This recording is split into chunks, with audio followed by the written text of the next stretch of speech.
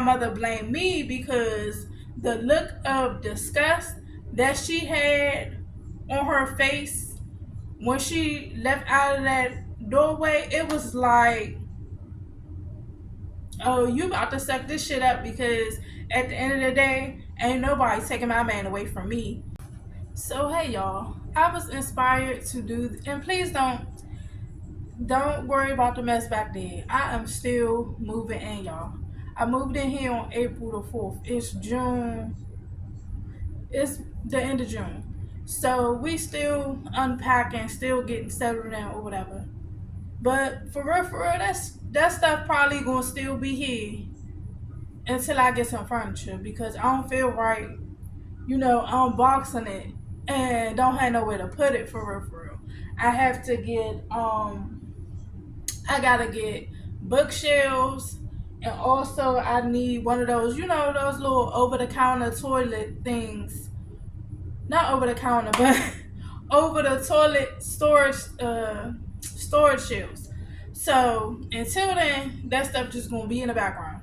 But anyway, I came to y'all to talk to y'all about 5 things, or 5 questions rather, that you never asked a person that's been either abused or molested. So the first question is, did you learn good or bad touch? A lot of, and I'm going to say this from my experience, I won't say a lot of, but through my experience, I wasn't taught, good touch, bad touch, because my mother had been raised by a mother, my grandmother, who was from the silent generation. And when you come from that generation or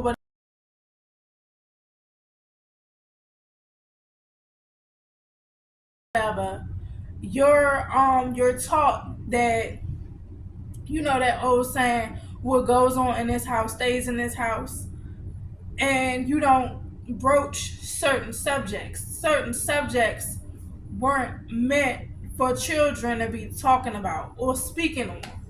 So you pretty much stay silent. If something was to happen to you, you just kept that trauma buried deep inside you, So being raised by my mom, who was raised by, a mother like that, no disrespect to my grandmother or whatever, but that's the time that she was raised. That's the time that she grew up in. She grew up in the 1930s. So we're going to leave it there. So growing up with my mom, she taught us about, sex or whatever, but the key part that was missing was the good touch, bad touch. I really didn't know what to do, when someone touched me down there that wasn't her or wasn't somebody that I trusted. Really, for real, ain't nobody supposed to be touching you down there. For real, if it ain't your own self, if it ain't you. So that's one of the things that I wouldn't ask an assault survivor or a molestation survivor. Next thing is, did you provoke them? Did you provoke them makes it seem as if you're victim blaming. It makes it seem as if, oh, well, what did you do? What did you have on? What did you do to make them want to do that to you? Did you seduce them? Did you come on to them? Like, what happened on your end to where as though this man, this woman, end up doing that to you? You never want to ask somebody that, because it makes the victim feel like it was their fault. And I feel like that's how I felt as a child. As a child at 5, and then again at 8. You feel like it's some of your fault. You feel like, well, maybe it's something that I could have done to prevent it. Like, maybe if I just did this, maybe if I didn't go in the room, maybe if I wasn't playing with them, maybe this wouldn't have happened, And as for my stepfather, I blame myself because in a way I felt like my mother blamed me. And I feel like my mother blamed me because the look of disgust that she had on her face when she left out of that doorway, it was like, oh, you about to suck this shit up because at the end of the day, ain't nobody taking my man away from me. Not even you. And at the end of the day, if I lose my man, bitch, it's gonna be your fault. That's how I felt.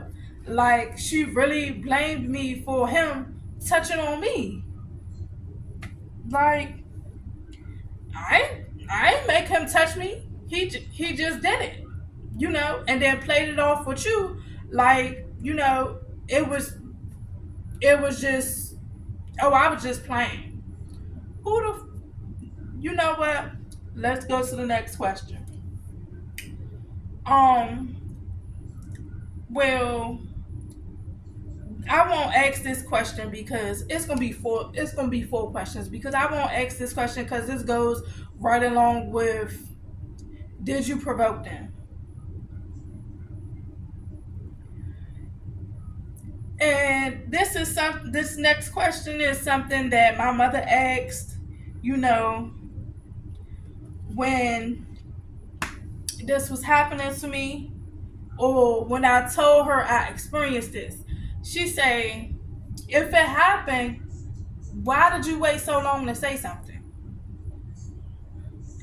As a victim of molestation and as a victim of, different traumas that I've had to endure in my life, I've always been the person, or a person that I've always been a person that has held a lot of stuff in. So it wasn't easy. I mean, it wasn't hard, mind you. It was not hard for me to just stuff down, what had happened to me. It wasn't hard for me to just suppress, what I had going on as a child.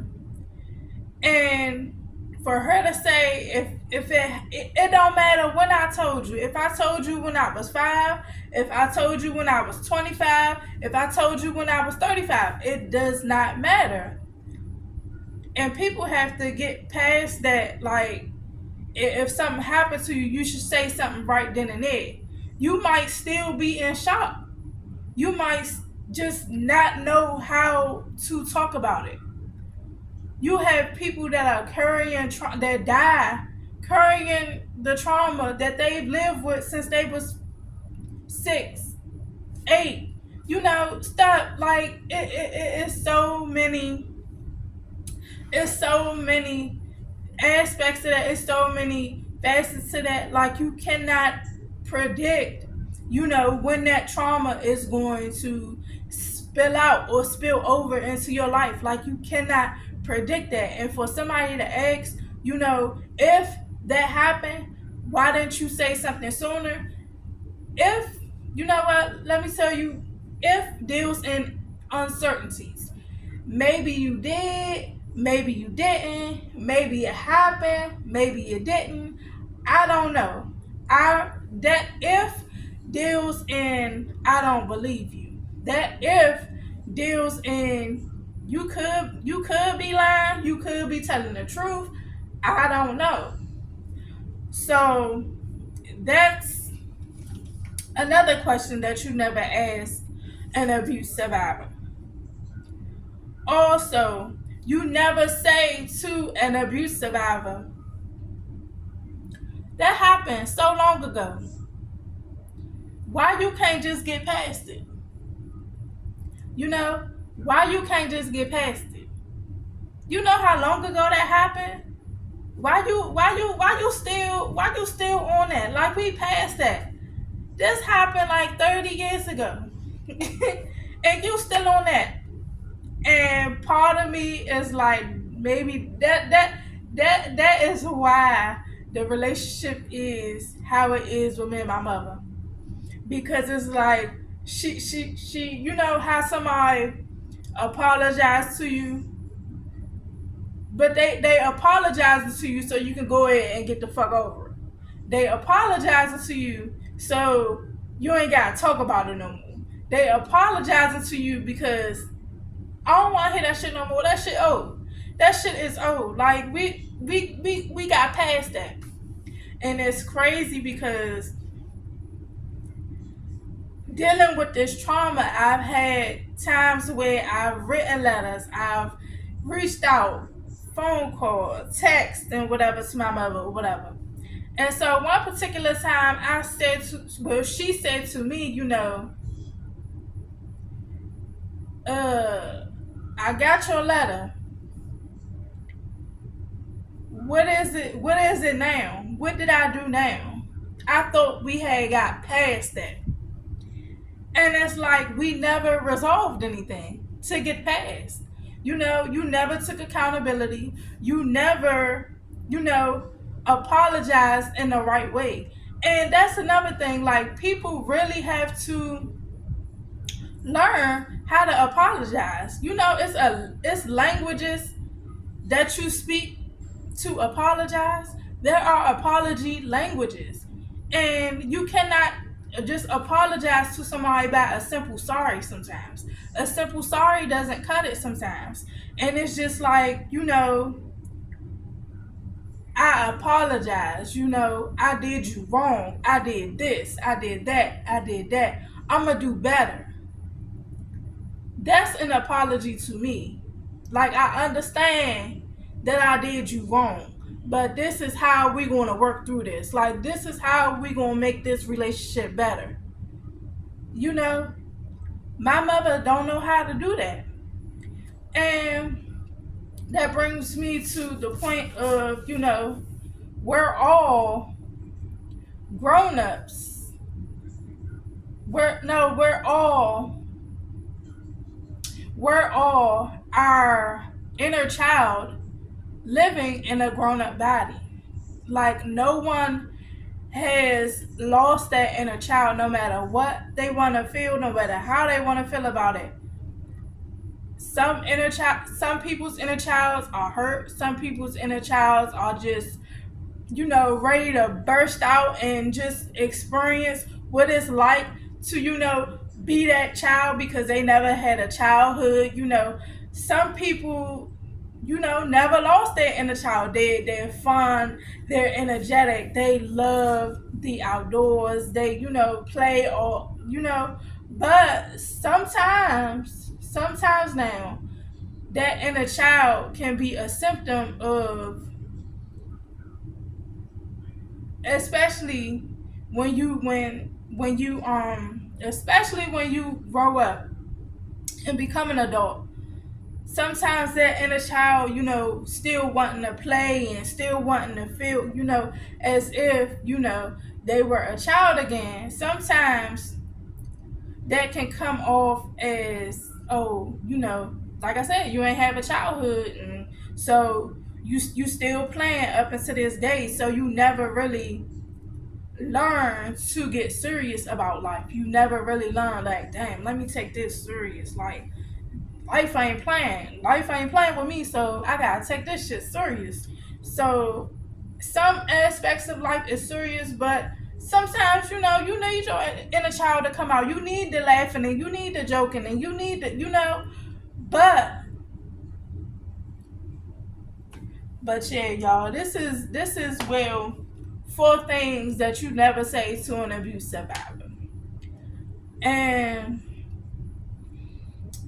it's crazy because I got a comment, and I know people is not about to watch this long ass video. I got a comment on my one of my videos that said my mother was right in asking, why did I wait so long? And that the victim blaming that she did was, the right way to go. And that I shouldn't be a victim no more. You know what? I'm going to take that and spin that. Because you know what? You're right. I shouldn't be a victim no more. I'm a victor. I'm a survivor. So, We surviving and we thriving out here. So if y'all watched this video and y'all watched it to the end, I love y'all already. This is Growing with it all. I don't forget about old damn channel name. This is Growing Through It All. So I'll see y'all in the next video. Alright, bye y'all.